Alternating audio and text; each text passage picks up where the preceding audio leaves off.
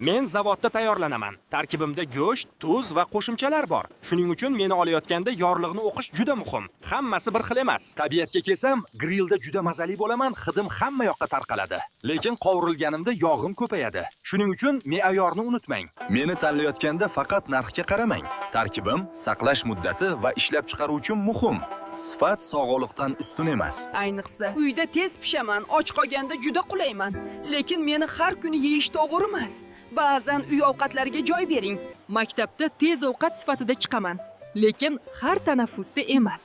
Meva va issiq ovqatlar bilan almashib turing.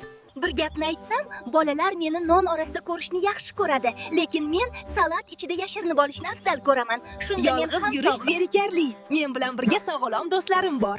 Nonvoy noncha, u butun donli non kuch-quvvat beradi. Do'stlar, biz bilan bo'lganingiz uchun rahmat. Keyingi videoda yana ko'rishamiz. Kanalimizni kuzatib boring, sog'lom va qiziqarli sarguzashtlar davom etadi. Obuna bo'ling.